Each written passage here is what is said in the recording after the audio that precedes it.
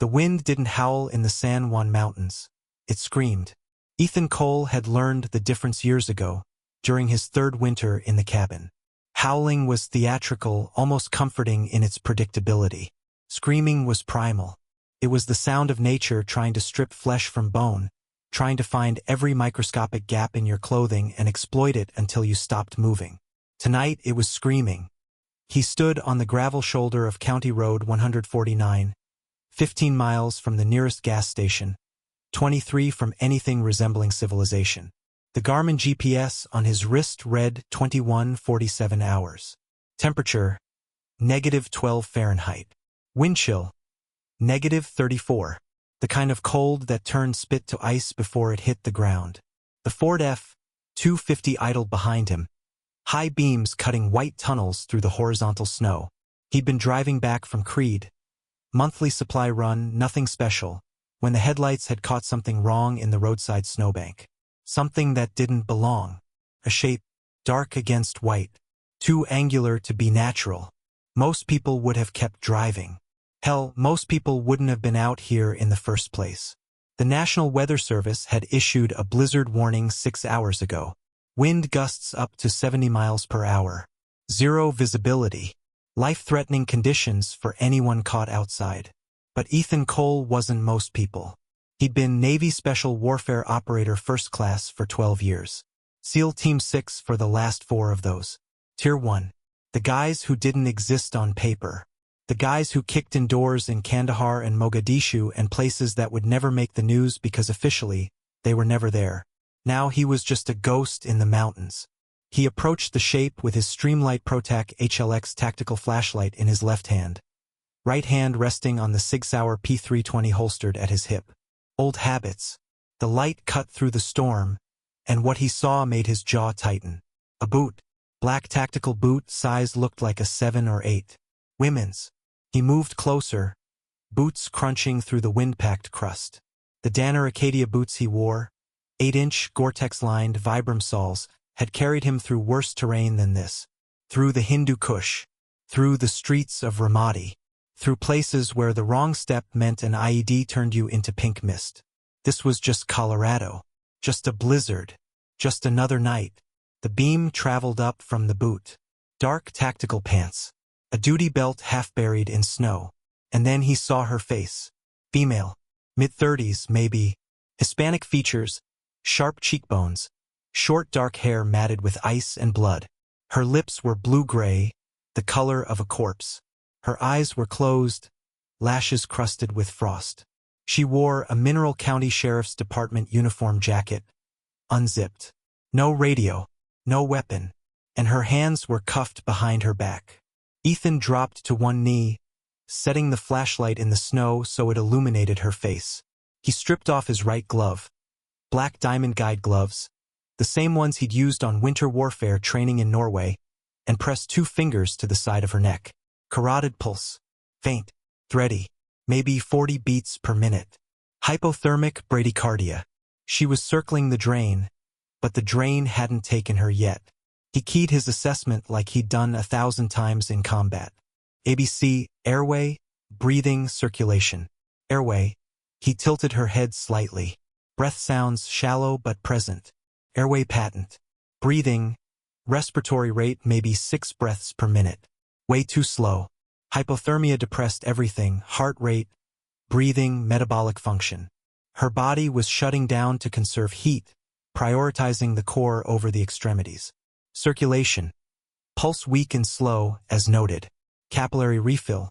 He pressed on her fingernail bed through the cuff gap. Delayed at least 4 seconds. Peripheral vasoconstriction. Blood had abandoned her fingers and toes hours ago. He checked her pupils with the flashlight. Sluggish response. Both equal. No signs of brain bleed, but that could change. Then he saw the bruising. Her right cheekbone was swollen. A dark purple-black hematoma spreading toward her eye. Split lip. And when he gently palpated her ribs through the jacket, she flinched. Unconscious but still reactive to pain. At least 2 ribs broken, maybe 3. Someone had beaten the hell out of her before dumping her here. The cuffs were standard-issue Smith & Wesson hinged handcuffs. Police grade. which meant whoever had left her here either took them from her or was law enforcement themselves. Ethan's eyes narrowed. The temperature was still dropping. Wind was picking up. She had maybe 30 minutes before moderate hypothermia became severe, and severe became a body bag. He made the call in 3 seconds. He scooped her up in a fireman's carry, his body remembering the mechanics without thought. 240 pounds of gear and wounded teammate across 6 miles of Afghan desert. That's what his body knew. This woman couldn't weigh more than 130. Easy day. The wind tried to shove him sideways as he carried her to the truck. Snow pelted his face like buckshot. He could barely see the F-250 even though it was only 20 feet away. He got the passenger door open and slid her inside, cranking the heat to full blast. Warm air poured from the vents. He'd upgraded the heating system himself, running auxiliary heating lines specifically for situations like this. Not for rescuing freezing cops, but for making sure he didn't die if the truck broke down in winter. He pulled a wool blanket from behind the seat, genuine military surplus, thick and scratchy, and wrapped it around her. Then he grabbed the bolt cutters from the truck bed toolbox. The cuffs snapped with a metallic click. He pulled them off and checked her wrists. Deep purple grooves in the skin. She'd been cuffed for hours minimum, long enough for the metal to bite through the top layers of skin. He tossed the cuffs on the floor and climbed into the driver's seat. The cabin was 11 miles north. Normally a 20-minute drive. Tonight, in this storm, it would take 40 if he was lucky.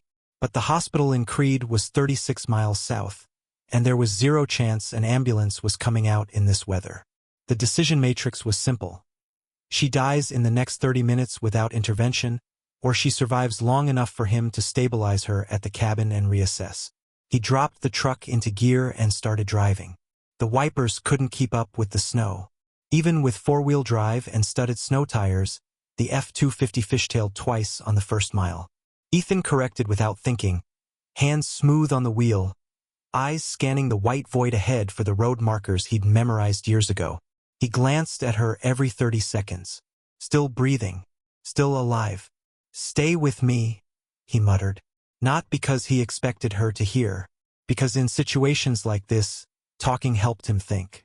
He ran the tactical math in his head. Sheriff's deputy, alone, beaten, cuffed, and dumped in a blizzard to die. That wasn't random. That was intentional. Someone wanted her dead and wanted it to look like she'd gotten lost in the storm. But cops didn't get lost. Cops had radios, GPS, backup. Unless someone made sure she didn't. Ethan's hands tightened on the wheel. 12 years in the teams had taught him to read patterns. And this pattern said betrayal. The cabin appeared through the storm like a ghost ship in fog, barely visible until you were almost on top of it. Ethan had built it himself over 3 years, using timber he'd felled and milled on site. 2 stories, stone foundation, metal roof pitched steep to shed snow. No neighbors within 10 miles. No internet. No cell signal. Just a satellite phone for emergencies and a ham radio for weather updates. It was off-grid in every sense that mattered. Solar panels with battery backup. Propane generator. Well water with a hand pump backup. A man could disappear here and stay disappeared. Ethan had been disappearing for 4 years. He pulled the truck into the carport, a 3-sided structure he'd added in year 2, and killed the engine. The wind immediately tried to rip the door out of his hands when he opened it. He forced it shut and moved to the passenger side. The woman was still unconscious. Her breathing had improved slightly, maybe 8 breaths per minute now. The truck's heat had probably saved her life already. He lifted her out and carried her to the cabin door. The front entry was a reinforced steel frame with a solid core oak door, fitted with a Schlage deadbolt and a crossbar on the inside. Ethan had installed it himself. You couldn't kick this door in with anything short of a battering ram. Inside, the cabin was dark and cold. He'd been gone for 6 hours. The wood stove had burned down to embers. He laid her on the leather couch in the main room and immediately went to work. First, heat. He opened the wood stove door and threw in 3 split logs of seasoned pine, followed by a handful of kindling. The embers caught within seconds, flames licking up and spreading. He adjusted the damper to maximize heat output. Second, light. He lit 2 Coleman propane lanterns and hung them from ceiling hooks. Soft white light flooded the room. Third, assessment. He knelt beside her and started a proper medical workup. His aid bag was in the closet, a genuine SEAL Team medic kit he'd forgotten to turn in when he left the Navy. Stocked with Israeli bandages, chest seals, tourniquets, hemostatic gauze, for supplies, and enough morphine to keep a fire team comfortable after a bad day. He pulled out the Littman stethoscope and listened to her lungs. Clear bilaterally. No rales, no wheezing. No pneumonia yet, but hypothermia victims often developed it later. He'd have to watch for that. Heart sounds, slow but regular. No murmurs. Good. He checked her temperature with a tympanic thermometer. 91.3 Fahrenheit. Moderate hypothermia, edging towards severe. Core temp below 90 was where things got dicey. Cardiac arrhythmias, loss of consciousness, death. He needed to rewarm her, but not too fast. Rapid rewarming could trigger afterdrop, cold blood from the extremities flooding back to the core, dropping the core temperature even further and causing cardiac arrest. Slow and steady. He stripped off her wet jacket and shirt, working quickly and professionally. Sports bra underneath. He left it on. This wasn't about modesty, it was about surface area and heat transfer. He wrapped her torso in a thermal reflective blanket, the kind that looked like aluminum foil but trapped 90% of radiated body heat. Then he positioned her near the wood stove, close enough to benefit from radiant heat, far enough to avoid burns. He checked her ribs again. Definitely broken. He wrapped them with an elastic ACE bandage. Snug but not tight. Broken ribs would heal on their own if she didn't puncture a lung. He'd monitor for signs of pneumothorax, shortness of breath, decreased lung sounds on one side, subcutaneous emphysema. The facial bruising was ugly but superficial. No orbital fractures, no broken nose. Someone had punched her hard, but not hard enough to cause permanent damage. Or maybe they'd been interrupted. He cleaned the split lip with saline and applied antibiotic ointment. Then he checked her pupils again. Still reactive, still equal. Good sign. While she warmed, he moved to the kitchen and filled an electric kettle with water. The cabin ran on a 24-volt battery bank charged by solar panels. Enough power for lights, a small refrigerator, the water pump, and a few appliances. He flipped the switch and the kettle started heating. Coffee first, then warm fluids for her when she woke up. He glanced out the window. Nothing but white chaos. The storm wasn't letting up. If anything, it was getting worse. Wind rattled the shutters. Snow piled against the glass. No one was coming out in this. Not sheriff. Not ambulance. Not anyone. They were alone. And if someone had dumped her to die, there was a chance they'd come back to make sure the job was done. Ethan walked to the gun safe in the corner. A Liberty Fatboy Jr., 12-gauge steel electronic lock. He punched in the code and the door swung open. Inside, an arsenal. His primary was a Daniel Defense M4V7 with a 16-inch barrel, Trigicon ACOG optic, and Surefire weapon light.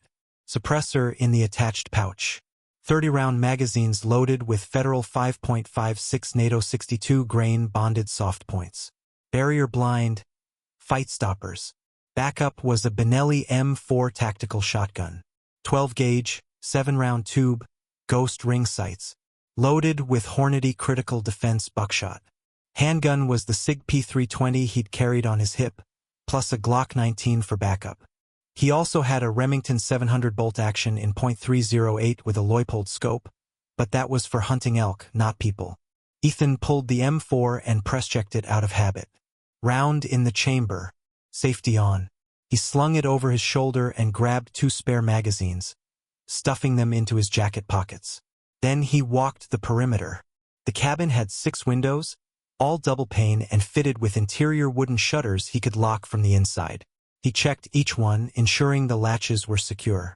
Then he moved to the back door, another reinforced steel frame, this one leading to the workshop and storage area. Locked. Crossbar in place. Upstairs, the layout was simple. Bedroom, bathroom, storage loft. 2 more windows, both shuttered. He checked them. Secure. Back downstairs, He paused at the gun safe and pulled out one more item, a Pelican case about the size of a hardcover book. Inside were 3 small electronic devices, motion sensors, military-grade, infrared. He'd borrowed them from a logistics depot in Bagram before rotating home. He stepped outside into the storm. The cold hit him like a fist. His breath crystallized instantly. He moved fast, placing the sensors at strategic points around the cabin, one covering the front approach, one on the north side, one on the south. Each sensor had a range of about 50 meters and would ping his wrist unit if anything larger than a raccoon moved through the detection zone. Back inside, he locked the door and shook off the snow. The woman on the couch hadn't moved. He poured himself a mug of black coffee, French press, Ethiopian beans he'd ordered online 3 months ago, and sat down in the armchair across from her. Now he waited. She woke at 23:34 hours. Ethan saw the change immediately. Her breathing shifted from the slow, regular rhythm of unconsciousness to the faster, irregular pattern of someone surfacing. Her fingers twitched. Eyelids fluttered. He set down his coffee and leaned forward, hands visible, non-threatening. Her eyes snapped open, brown, sharp, instantly alert despite the hypothermia and trauma.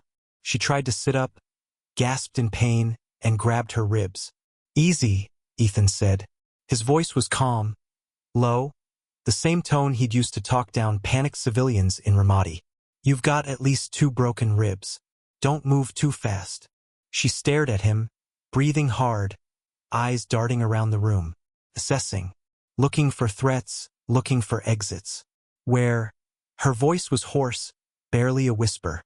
She coughed, winced again. "My cabin. About 11 miles north of where I found you." He nodded toward the window. "Storm's still going. No one's coming out tonight." She processed that. Her hand went instinctively to her hip, looking for her weapon. "Your service weapon wasn't on you," Ethan said. "Neither was your radio. You were cuffed and left in a snowbank on County Road 149.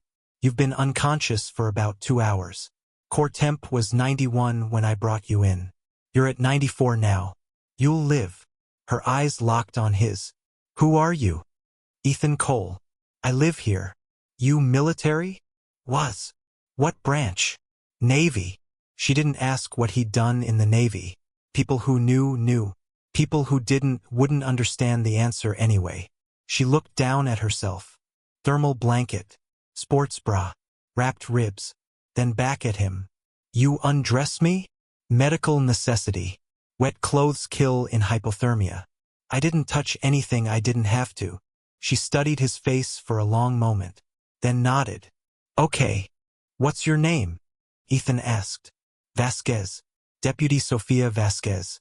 Mineral County Sheriff." "What happened?" Her jaw tightened. For a moment he thought she wouldn't answer. Then she said, "My partner tried to kill me." Ethan didn't react. He'd suspected betrayal the moment he'd seen the cuffs. But confirmation still carried weight. "Why?" he asked. Sophia closed her eyes, took a breath, opened them again. "Because I found out what he was doing." "Which was?" "Running drugs."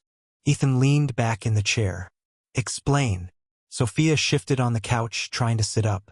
Ethan handed her a pillow and she wedged it behind her back, moving slowly. The pain was written all over her face, but she didn't complain. "My partner's name is Craig Howell," she said. 15 years with Mineral County. Senior deputy. Everyone loves him. Coach for Little League. Volunteer firefighter. The whole all-American bullshit. She paused, swallowed. "Can I get some water?" Ethan stood and filled a mug from the kettle, warm, not hot. He handed it to her. She drank slowly, then continued. 3 months ago, I started noticing things. Howell would volunteer for certain patrol sectors. Always the same ones. Always the back roads, the remote areas. And he'd go off radio for hours. Said he was checking hunting camps, looking for poachers. Made sense on the surface. But it didn't add up, Ethan said. "No." So I started paying attention. I noticed he'd come back from those patrols with cash. Not a lot, 50, $100 here and there. Said he was doing side jobs for ranchers. fixing fences, moving cattle. Again, plausible. But you didn't buy it. I grew up in Juarez. My father was Policia Federal. I know what a dirty cop looks like. Her voice was hard now. So tonight, I followed him. And he met with a truck on Forest Service Road 503. White Ford F-350, no plates. 3 guys got out.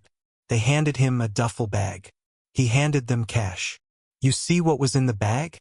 Bricks, wrapped in plastic. Had to be cocaine or heroin. Maybe fentanyl. She shook her head. I took photos with my phone. Got the truck, the guys, everything. Where's your phone now? Howell took it. After he realized I'd followed him. He saw you. I thought I was being careful. But one of the guys spotted my unit. They came after me. I tried to call it in, but Howell jammed my radio. Switched it to an unused frequency so dispatch couldn't hear me. She coughed again, winced. He ran me off the road. Dragged me out of the car. Beat the hell out of me. Then he cuffed me. Took my weapon, my phone, my radio. And he said. She stopped. Her hands were shaking. He said the storm would take care of the rest. No one would find me until spring. By then I'd be bones. Another cop who got lost in the mountains. Ethan's face didn't change, but inside, something cold and sharp clicked into place. He left you to die, he said quietly. Yeah. And the guys with the truck? I don't know. Cartel, maybe. Or just distributors. Doesn't matter. Howell's the one who set it up. Ethan stood and walked to the window. He pulled back the edge of the shutter and looked out into the storm. Nothing but white. But that didn't mean nothing was out there. If he thinks you're dead, he won't come back, Ethan said. He'll let the storm do the work and move on. Unless he wants to make sure. Ethan turned. You think he will? Sophia met his eyes. I've known Craig Howell for 2 years. He's thorough.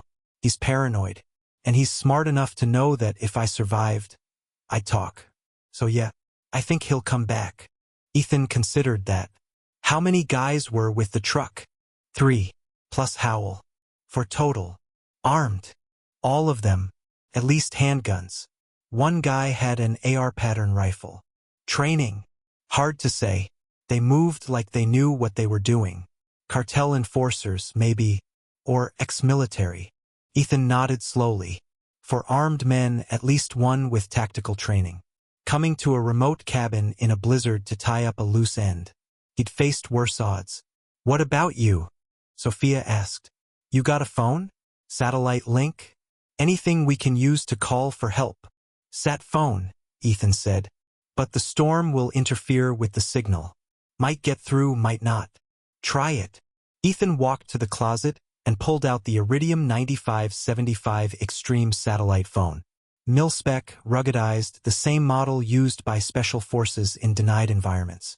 He powered it on and waited for it to acquire a signal. Nothing. He stepped outside, holding the phone up to the sky. Wind screamed. Snow lashed his face. The phone's display showed 0 bars. He came back inside, shaking his head. Storm's too heavy. Satellites can't see through it. So we're on our own. Yeah. Sophia stared at him. You said you were Navy. What did you do? Ethan didn't answer right away. Then, I was a SEAL. Her eyes widened slightly. Teams? Yeah. Which one? Does it matter? She didn't push. People who knew about SEAL Team 6 didn't talk about SEAL Team 6. Can you fight? She asked. If I have to. For guys, Ethan. For armed guys who want me dead. Can you handle that? Ethan looked at her. I've handled worse. She searched his face. Looking for doubt, for hesitation, for bullshit. She didn't find any. Okay, she said. So what's the plan? Ethan walked to the gun safe and pulled out the Benelli shotgun. He press-checked it, round in the chamber, and set it on the coffee table in front of her. You know how to use this? I'm a cop. Yeah, I know. Good. If someone gets past me, you use it. Aim center mass. Don't hesitate. What are you going to do? Ethan slung the M4 over his shoulder and grabbed his jacket. I'm going to make sure they don't get close enough for you to need it. He stepped outside at 0:12 hours. The storm had reached its peak. Visibility was less than 10 feet. Snow came down so thick it felt like moving through water. The temperature had dropped to -18. Ethan moved to the workshop behind the cabin and unlocked the door. Inside was his workspace, tool benches, a welding station, shelves stacked with equipment and materials. He grabbed what he needed. Paracord, 50 feet of it. Fishing line. Monofilament 20-pound test. Invisible in snow. Chem lights, 6 of them green. A roll of duct tape. And a handful of M67 fragmentation grenades. He'd kept 4 of them from his last deployment. No one had asked for them back. No one ever did. He worked fast, hands remembering the mechanics of field expedient traps. He'd built dozens of these in Afghanistan, ambush positions designed to slow down enemy advances and buy time for extraction. First trap, tripwire across the most likely approach from the road. He strung the fishing line between 2 trees at ankle height, 20 meters from the cabin. Attached the line to a chem light positioned in the snow. If someone hit the wire, the chem light would snap and glow green, visible through the storm, giving Ethan a visual cue that someone was coming. Second trap, paracord loop in the trees along the north approach. Strung low, designed to catch a foot and yank someone off balance. Attached to another chem light. Third trap, the grenades. He didn't set them live, too much risk of a false trigger from wildlife or wind. But he positioned them at choke points with the pins pulled halfway. If he needed them, he could activate them fast. By 1 o'clock hours, he'd turned the perimeter into a kill zone. Then he climbed a tree. 20 feet up in a massive blue spruce, Ethan built a shooting platform using climbing spikes and paracord. From here, he had clear lines of sight on all approaches to the cabin.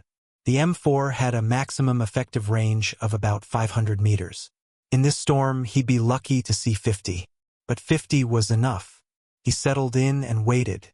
The cold didn't bother him. He'd learned to manage it in Norway, in the Arctic Circle, in the mountains of Afghanistan where the temperature dropped to -40 and your rifle froze if you didn't keep it inside your jacket. This was just cold. Just weather. Just another night. He keyed his radio, a small handheld unit connected to the sensors. Static hissed in his ear, then cleared. The sensors were active. If anything moved within 50 meters, he'd know. At 1:47 hours, the first sensor pinged. Movement. South side. Single contact. Ethan's hand tightened on the M4. He flipped the safety to fire and brought the rifle to his shoulder, scanning through the ACOG optic. Nothing. Just snow and darkness. Then he saw it. A shape moving through the trees. Human-sized. Moving slowly, cautiously. Not an animal. Ethan centered the reticle and waited. The shape moved closer. 30 meters. 25. Through the scope, Ethan could see more details now. Male. Heavy jacket and tactical pants. Rifle slung across his chest. Looked like an AR-15. Moving in a tactical crouch, scanning left and right. Not Howell. One of the guys from the truck. The man stopped, pulled out a handheld radio and spoke into it. Ethan couldn't hear what he said, but the body language was clear.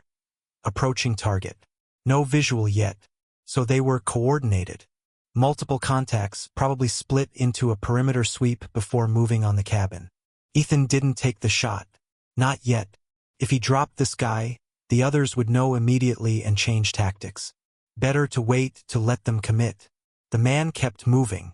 20 meters now. 15. Then he hit the tripwire. The chem light snapped and flared green, bright against the snow. The man froze, looked down, saw the glowing light. Shit! Ethan fired. The suppressed M4 made a sharp crack, barely audible over the wind. The 62-grain round punched through the man's center mass, just left of the sternum. He dropped without a sound, folding into the snow. Ethan cycled the bolt and scanned for additional targets. 2 seconds later, voices erupted on the radio frequency. Thompson's down. Shots fired. Shots fired.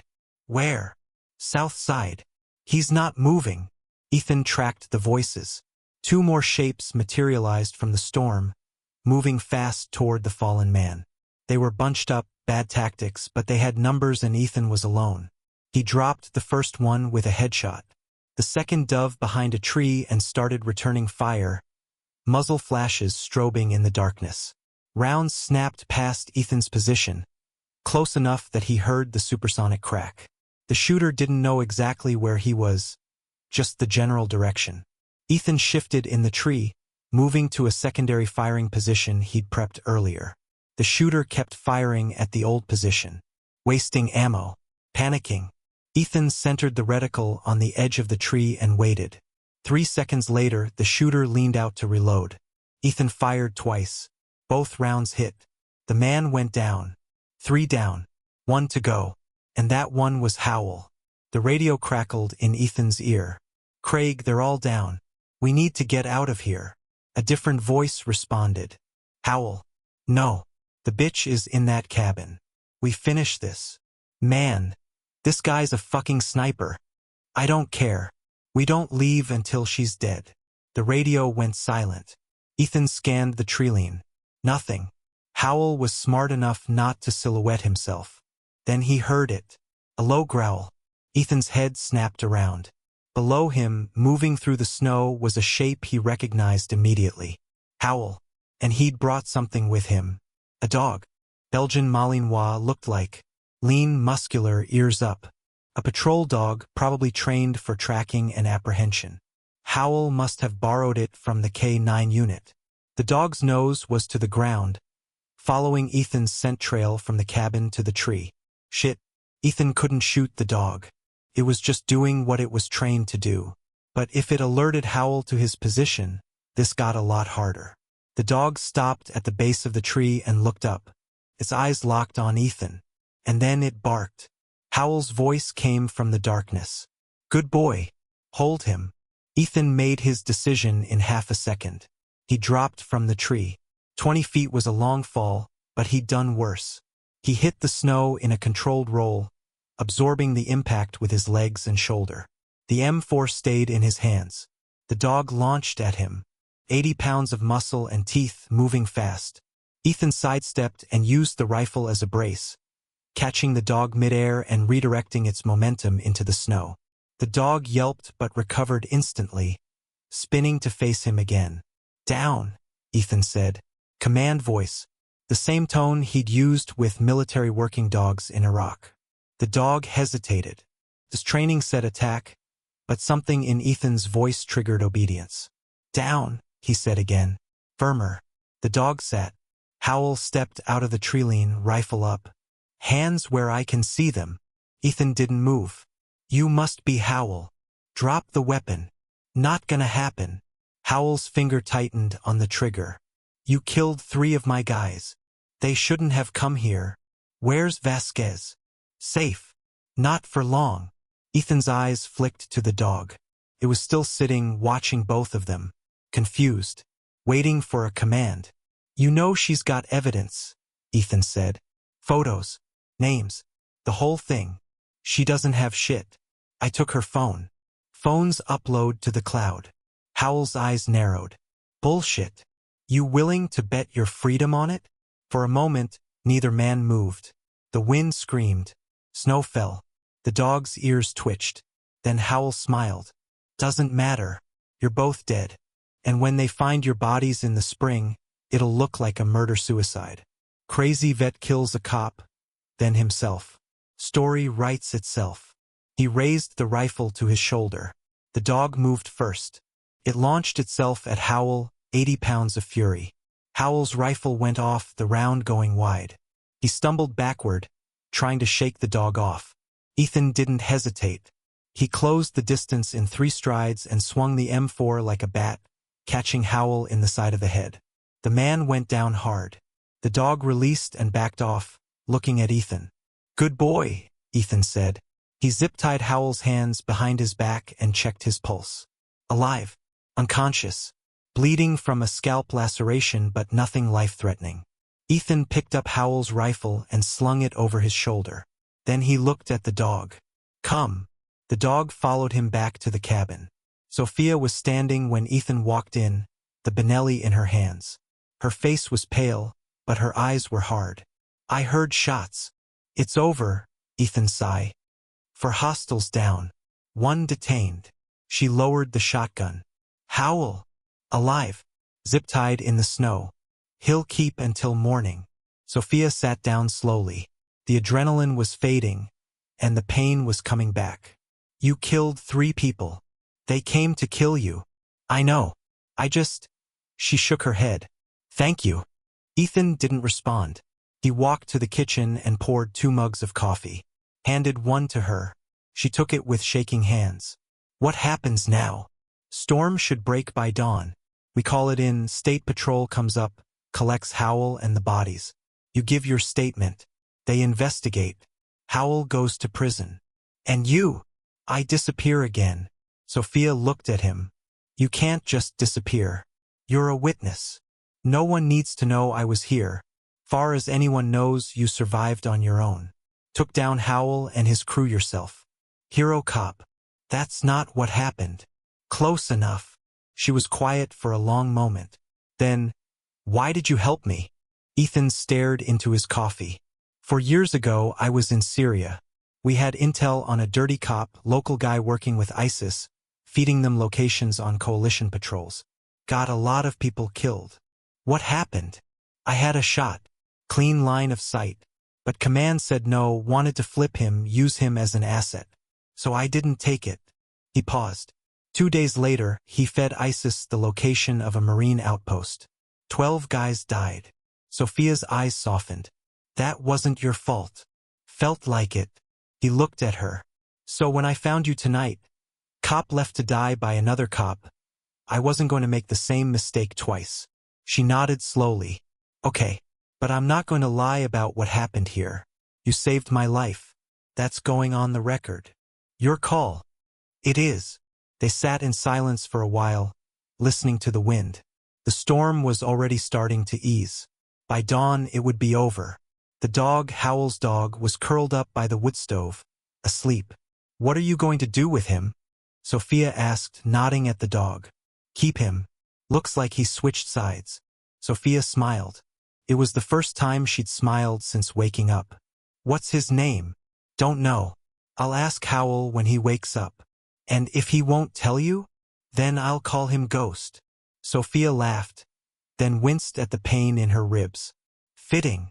By 6 o'clock hours, the storm had passed. Ethan carried Howell inside, still unconscious, hypothermic now, and laid him by the fire. No point letting him freeze to death before the State Patrol arrived. At 6:30, the sat phone acquired a signal. Ethan called it in, gave the coordinates, explained the situation in the briefest terms possible. Officer down, hostiles neutralized, medical assistance required. The dispatcher said units were on the way. ETA 2 hours. At 8:15, Ethan heard the helicopters. Colorado State Patrol. 2 Bell 407s, equipped with medevac gear. They landed in the clearing behind the cabin, rotor wash blasting snow into the air. Paramedics came out first, then state troopers, then a detective. Ethan gave his statement. Short, factual. He'd found Deputy Vasquez on the side of the road, brought her to the cabin, and defended her when armed men attempted to assault the residence. The detective looked skeptical. For armed men, and you took them all down? Yes. You former military? Yes.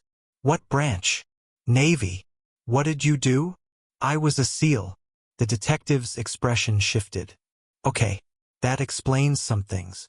Sophia corroborated everything. She didn't mention the dog attacking Howell. Just said Ethan had disarmed and restrained him. The detective didn't press. Howell was loaded onto one helicopter, still cuffed. Sophia was loaded onto the other. She looked back at Ethan as they lifted her stretcher. Thank you, she mouthed. Ethan nodded. And then they were gone. 3 days later, Ethan was splitting wood behind the cabin when he heard a vehicle coming up the access road. He set down the axe and watched. A Mineral County Sheriff's SUV pulled into the carport and Sophia Vasquez climbed out. She was moving better. Ribs still wrapped, face still bruised, but her eyes were clear. Deputy, Ethan said. Mr. Cole. Thought you'd be on medical leave. I am. This isn't official. She walked over. Howell's been charged. Federal trafficking, attempted murder, conspiracy. He's looking at life. Good. The other 3 are in the morgue. No IDs yet, but the FBI thinks they were cartel enforcers out of Durango. Ethan nodded. You here to ask more questions? No. I'm here to say thank you. Properly. She held out a bottle. Light bourbon. Figured you're a whiskey guy. Ethan took it. You figured right. Also, she reached into her jacket and pulled out a thick envelope. The department wanted to give you a reward. $2,500. For saving an officer's life. Ethan looked at the envelope, then handed it back. Keep it. Cole. Use it for something useful. Therapy. Body armor. Whatever. I don't need it. Sophia studied him for a moment, then nodded. Okay. She turned to leave, then stopped. One more thing. The dog. His name is Odin. Ethan smiled slightly. Good name. Yeah. Howell said you can keep him. Not like he's got a choice. Appreciate it. Sophia climbed back into the SUV.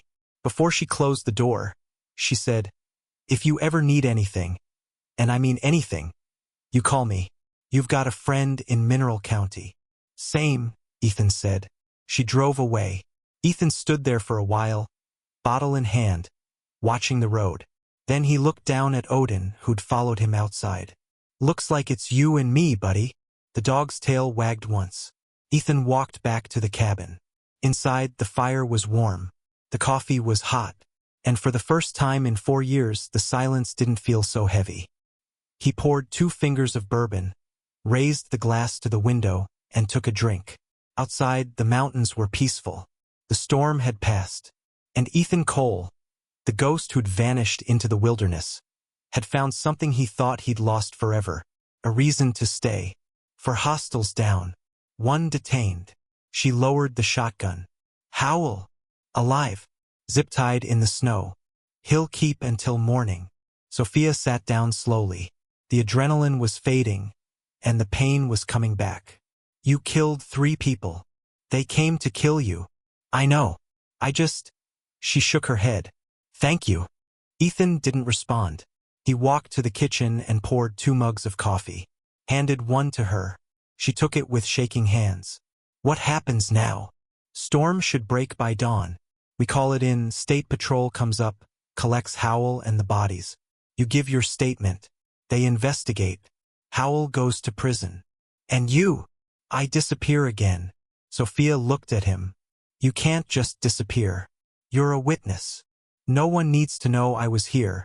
Far as anyone knows, you survived on your own.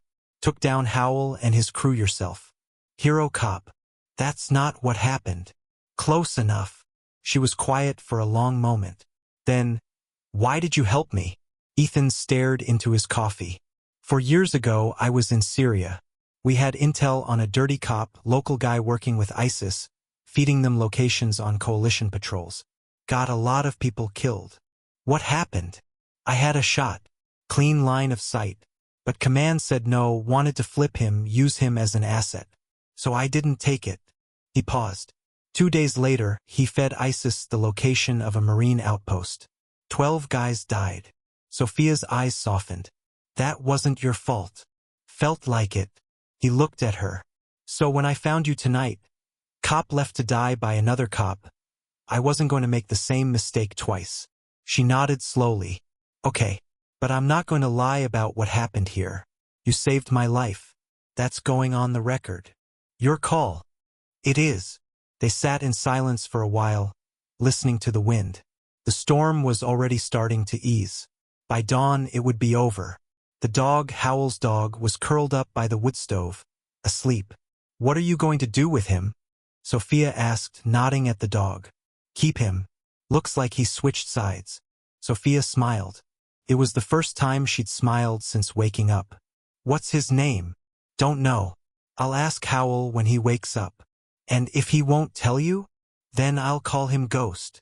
Sophia laughed, then winced at the pain in her ribs. Fitting. By 6 o'clock hours, the storm had passed. Ethan carried Howell inside, still unconscious, hypothermic now, and laid him by the fire. No point letting him freeze to death before the state patrol arrived. At 6:30, the sat phone acquired a signal. Ethan called it in, gave the coordinates, explained the situation in the briefest terms possible. Officer down, hostiles neutralized, medical assistance required. The dispatcher said units were on the way. ETA 2 hours. At 8:15, Ethan heard the helicopters. Colorado State Patrol. 2 Bell 407s, equipped with medevac gear. They landed in the clearing behind the cabin, rotor wash blasting snow into the air. Paramedics came out first, then state troopers, then a detective. Ethan gave his statement. Short, factual. He'd found Deputy Vasquez on the side of the road, brought her to the cabin, and defended her when armed men attempted to assault the residence. The detective looked skeptical. For armed men, and you took them all down? Yes. You former military? Yes. What branch? Navy. What did you do? I was a SEAL. The detective's expression shifted. Okay, that explains some things. Sophia corroborated everything. She didn't mention the dog attacking Howell. Just said Ethan had disarmed and restrained him. The detective didn't press. Howell was loaded onto one helicopter, still cuffed. Sophia was loaded onto the other. She looked back at Ethan as they lifted her stretcher. Thank you, she mouthed. Ethan nodded. And then they were gone. 3 days later, Ethan was splitting wood behind the cabin when he heard a vehicle coming up the access road. He set down the axe and watched. A Mineral County Sheriff's SUV pulled into the carport and Sofia Vasquez climbed out. She was moving better. Ribs still wrapped, face still bruised, but her eyes were clear. Deputy, Ethan said. Mr. Cole. Thought you'd be on medical leave. I am. This isn't official. She walked over. Howell's been charged. Federal trafficking, attempted murder, conspiracy. He's looking at life. Good. The other 3 are in the morgue. No IDs yet, but the FBI thinks they were cartel enforcers out of Durango. Ethan nodded. You here to ask more questions? No. I'm here to say thank you. Properly. She held out a bottle. Light bourbon. Figured you're a whiskey guy. Ethan took it. You figured right. Also, she reached into her jacket and pulled out a thick envelope. The department wanted to give you a reward. $2,500. For saving an officer's life. Ethan looked at the envelope, then handed it back. Keep it. Cole. Use it for something useful. Therapy. Body armor. Whatever. I don't need it. Sophia studied him for a moment, then nodded. Okay. She turned to leave, then stopped. One more thing. The dog. His name is Odin. Ethan smiled slightly. Good name. Yeah. Howell said you can keep him. Not like he's got a choice. Appreciate it. Sophia climbed back into the SUV. Before she closed the door, she said, if you ever need anything, and I mean anything, you call me. You've got a friend in Mineral County. Same, Ethan said. She drove away. Ethan stood there for a while, bottle in hand, watching the road. Then he looked down at Odin, who'd followed him outside. Looks like it's you and me, buddy.